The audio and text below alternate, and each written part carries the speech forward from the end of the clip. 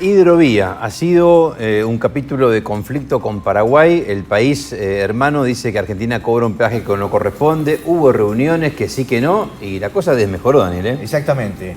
Fue escalando hacia otros temas inclusive.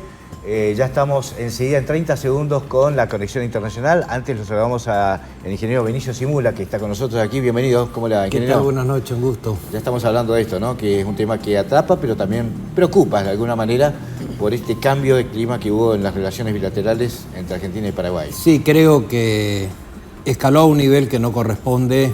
Después lo explicaremos. No es un conflicto de soberanía, de que hay cuestiones vinculadas a los límites internacionales.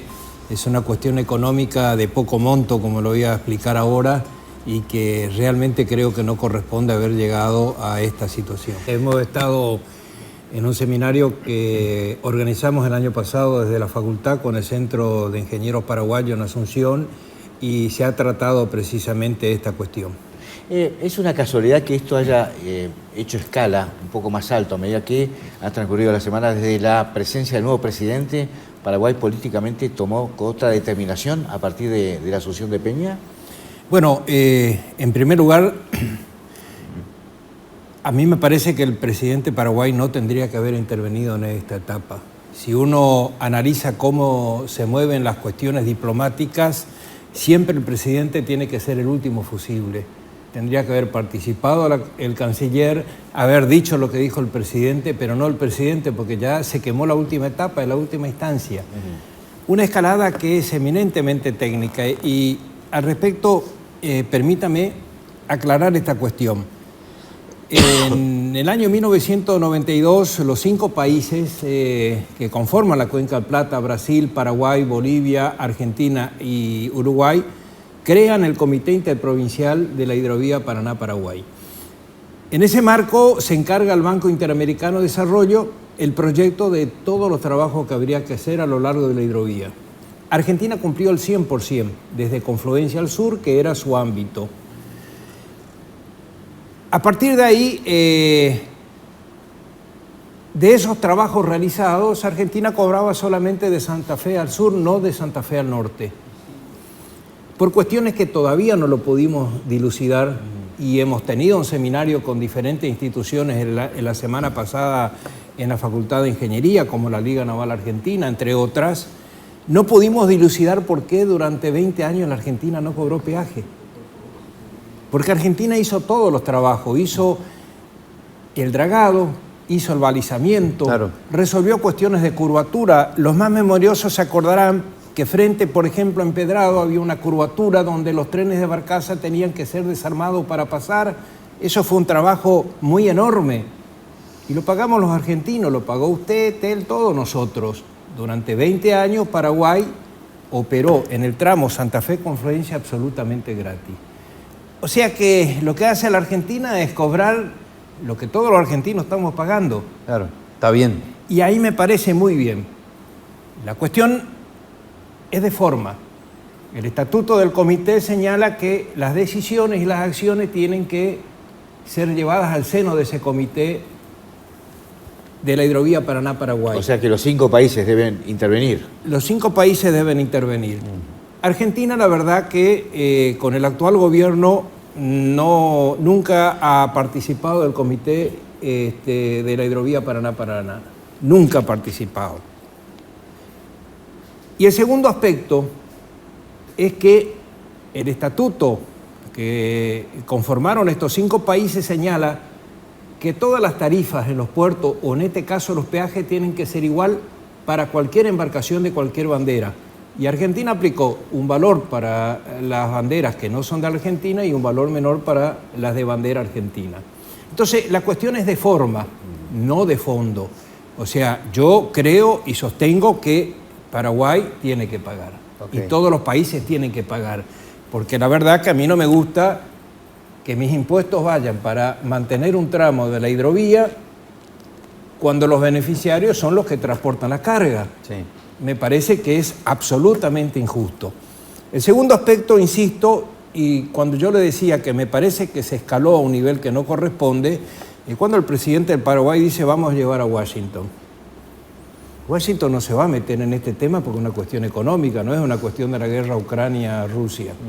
Y además el estatuto conforma dentro del comité de la hidrovía un tribunal de arbitraje. Pero ya termine eso. O sea, tienen que primero llevar a ese seno para después ver qué hacemos.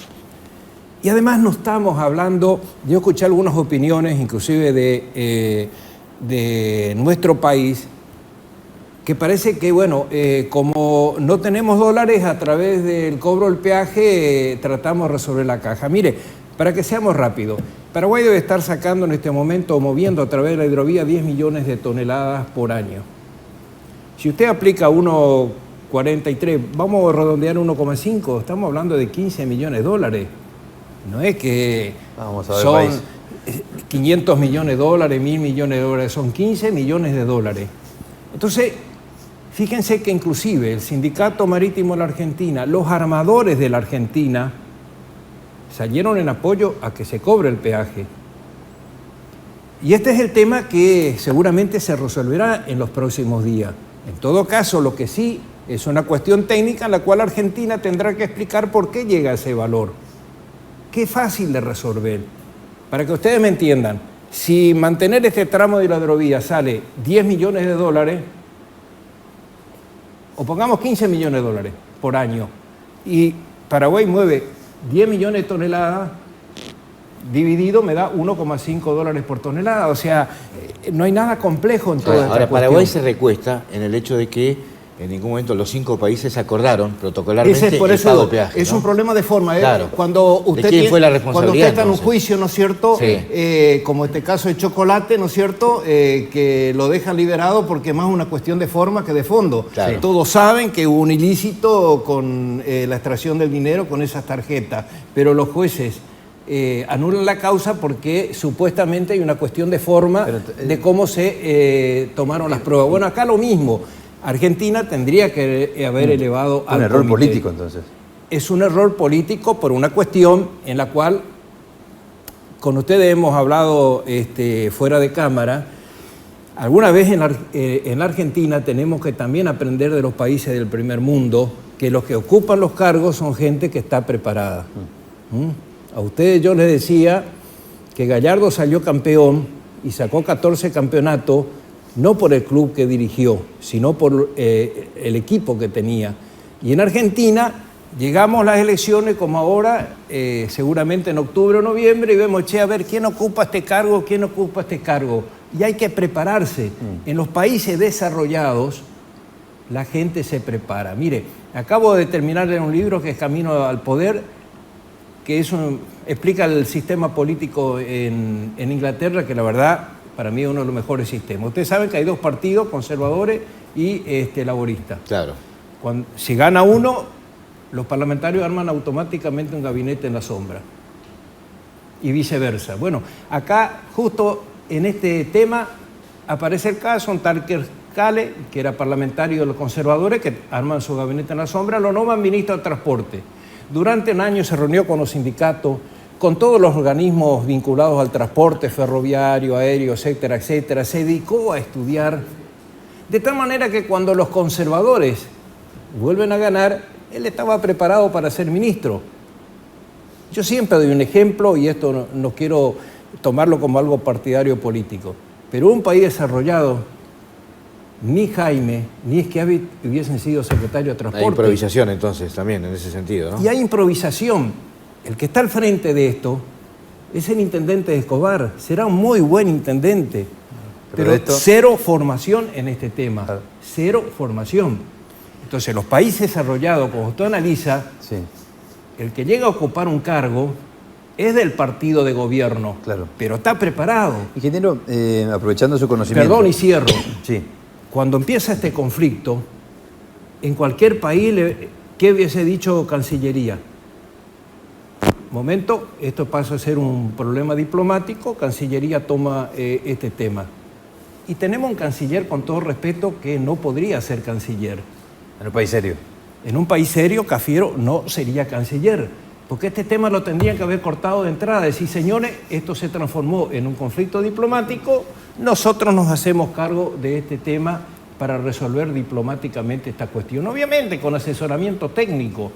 O sea, no sé si me explico. Sí, totalmente. ¿En qué problemática? Nosotros no somos solamente no desarrollados por la cuestión económica. Sí. No tenemos la gente preparada para estar en esos cargos. No estamos a la altura de No estamos a la altura. Si no, este circunstancia. conflicto por 15 millones de dólares nunca tendría que haberse Hablando presentado. siempre de esto, ingeniero. Ingeniero, ¿cómo se puede salir de este entuerto? ¿Cómo se sale de cualquier conflicto diplomático? Como yo le decía, esto no es una cuestión de soberanía, más allá que lo vendieron de esta forma. Con algunos amigos y conocidos que hablé en Paraguay me dice, vos no sabés lo que es esto. Se habla de honor, de soberanía, y estamos hablando de una cantidad de dinero, no estamos hablando que nosotros ingresamos a su territorio, ni nada por el estilo. Yo creo que va a llegar a una solución, y la verdad que ojalá que lleguemos, porque, mire, en plena pandemia, la demanda de alimentos creció un 20% en el mundo, y no hace falta ser especialista para deducir que si cada vez hay más población hay más demanda de alimentos. Claro. Y uno de los pocos espacios que todavía quedan en el mundo para producir alimentos nuestros, el NEA, por ejemplo. Yo doy un ejemplo, Formosa, al oeste, tiene las mismas condiciones geomorfológicas que el oeste chaqueño, donde se produce soja y otros productos. En Formosa no se produce una sola tonelada de soja. ¿Por qué? Porque la cuestión de costo de transporte y logística ya no le permite. Todo el este de Bolivia está desesperado para producir más. Paraguay, el centro-sur de Brasil. Si esa carga sale por la hidrovía, nosotros nos vamos a beneficiar indirectamente porque esas cargas terminan en las terminales de Rosario o al sur de Rosario. Claro. Va a haber más ingreso tarifa, necesidad de contratar más mano de obra especializada. Entonces, tenemos que resolver esto y trabajar en forma común. Y si se mueven más cargas, que es lo que nosotros proponemos de la facultad, establecer una fórmula para que baje el peaje. Queremos aprovechar también al ingeniero Simula para hablar de un tema exclusivamente zonal, ¿no? Que abarca el conurbano Corrientes Resistencia, integrante de la universidad, como decíamos recién. Han hecho un interesante trabajo con sugerencias, inclusive, para mejorar la transitabilidad, agilizar el tránsito por el puente. ¿Qué es lo que hay que hacer para tener algo que a veces nos preocupa desde la comunicación, nosotros, pero también a toda la población, por supuesto? Se volvió fatal, Daniel. Tuvimos 2 muertos en los últimos 10 días. Exacto. Todos los días. Son 9 medidas las que nosotros proponemos y creemos que tenemos que actuar rápidamente porque el segundo puente está lejos. Sí. En esta situación macroeconómica, conseguir 720 millones de dólares para hacer el segundo puente va a ser dificultoso. No digo que no, hay que gestionar y además, aunque consigamos el dinero, 5 años por delante para hacer la obra. Una de las medidas que proponemos es colocar delineadores, que son unos sistemas, lástima porque hubiese traído para que lo pasemos en televisión, son unos sistemas flexibles que sirven para dividir ambas calzadas. Porque uno de los principales problemas con estas muertes, que usted lo mencionó, es porque algún imprudente pasa, choques de frente, si hay un muerto o accidentado tiene que actuar fiscalía, son varias horas que está clausurado el segundo puente. Choques frontales, roces. Exacto. Lo otro que proponemos, que inclusive Defensoría del Pueblo del Chaco se paró sobre el tema, es resolver del lado chaqueño. No puede estar, usted sale del peaje y tenemos las imágenes donde ingresan los vehículos y después se arma un embudo. Claro. Si la ley de Murphy le falla, le agarra Gendarmería, a los 10 metros la Policía del Chaco y 5 metros más allá Seguridad Nacional de Tránsito para hacer un control de alcoholemia. Todo eso hay que ordenar. El tercer aspecto, para agilizar el tránsito, Gendarmería no puede estar controlando el tránsito justo en la subida del puente. ¿Cuántas veces pararon los camiones y los camiones sin impulso suben a 5 kilómetros por hora? ¿Cuál es la sugerencia? Que tanto la Policía Provincial de Corrientes como Gendarmería Nacional, primero que estén unificados. Igual en el Chaco, no puede ser igual a la ley de Murphy, le puede tomar la Policía de Corrientes y 5 metros más allá Gendarmería. Que se haga un único centro de control justo después de la última salida a la colectora a mano derecha, que tiene más o menos 200, 300 metros. Una distancia más alejada. Y los camiones tienen distancia para tomar el impulso necesario y subir adecuadamente. El problema es que a veces no le alcanza el impulso y se quedan en mitad de la calzada, Claro. con todo lo que ello significa. La otra cuestión es que hay que controlar la cuestión de peso-potencia de los camiones. Esto sí me preocupa muchísimo porque los camiones vienen excedidos de peso, con lo cual la potencia del fabricante está por debajo de lo que la ley de tránsito especifica.